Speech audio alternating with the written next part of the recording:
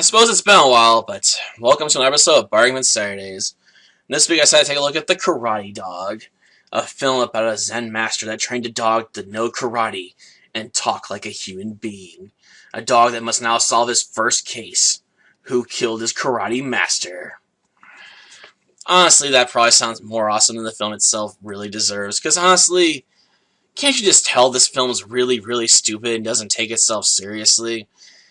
Honestly, you might get a bigger laugh about why I bought this film than the film itself if you watch it. I picked this film up because one of my coworkers was like, that can't be a thing when I told him about it. So guess what? As soon as I got off work, I knew he'd still be there for a bit longer.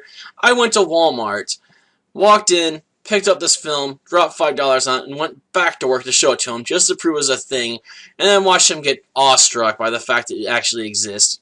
So much so that I think he couldn't believe it existed even when I showed it to him. It's just like, there's no way this can be a thing. Like, how could someone make a film this dumb? Like, they did it. They made a film about a talking dog that knows karate. And also spoofs a couple other films.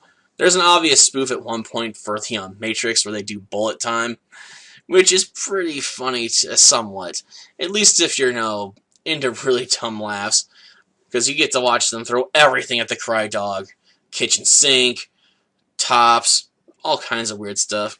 It's sort of funny in its own right when you think about it in retrospect, I suppose. At the time, though, you're like, really? They're going to copy The Matrix? Hasn't everyone copied that? To the point it became ridiculous?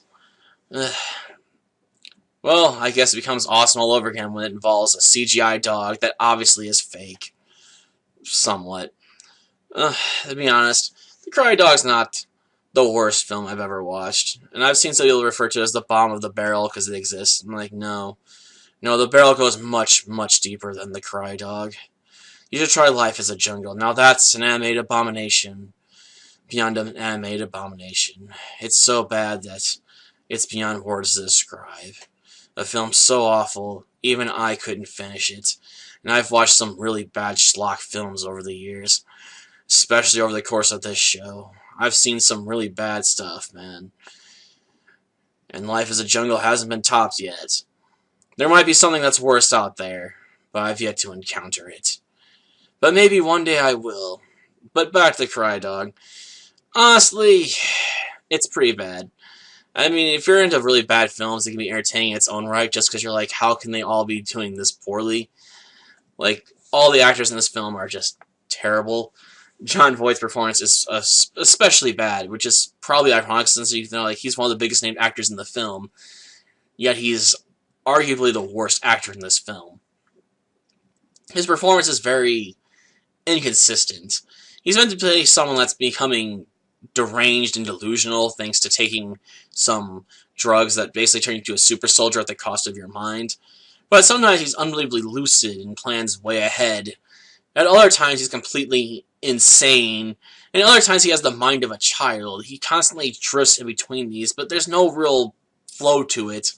At times he'll be as dumb as a kid that can't hold any thoughts at all, like a poor infant in an adult's body. At other times he's a conniving, scheming master that's always a step ahead of his opponents.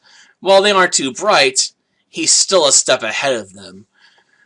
It's sort of strange to see a character that doesn't have any real consistency to him. He's all over the place, and it doesn't make any sense. His motivations are also pretty weak. He's like, I was an orphan, and thanks to this formula, no one will ever be an orphan again, because I'll give them life, like they'll be all-powerful, but at the same time, the drug's gonna kill you, so it's pointless. Like, he's so mad with power from the drugs, he doesn't realize that he's gonna undermine his own goal. I suppose you could argue that's the point. But at the same time, like I said, he's very inconsistent in how he behaves. To the point where I almost have to wonder if Jon Voight was just trying to have fun with whatever they gave him, which wasn't much. As far as the rest of the cast, well, they're even worse.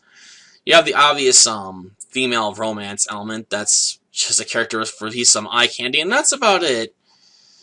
There's not really much else to her beyond, having a scene where it feels like she wants to rip off the Darth Vader no at one point, but doesn't quite pull it off. So it's sort of just disappointing instead of ironically hilarious. They also rip off a scene from Short Circuit 2, oddly enough, where they copy the dating scene where Johnny Five's trying to give Ben help on his date. And in this case, we have the Cry Dog trying to help his detective friend, seduce a female officer. Which we then watch the Cry Dog do his own moves on a poodle who we don't see that much, spend that much time with, thankfully. And I wasn't paying too much attention at the time because I was doing some grinding in Magical Star Sign just to avoid it because I'm like, that's skippable content. I don't really care about the romance plot because honestly, it's so cliche. You know where it's going and you know what the jokes are going to be. And they're pretty expected. I guess that's what you get when you get a low-budget schlock film like this. There's not too much out of the ordinary beyond the premise of, a talking karate dog. That's it. That's your main joke throughout the film. This dog can talk and it never shuts up. Well, I suppose next time we'll take a look at Space Pop. Until then, see ya. You think I'm finished? You're right.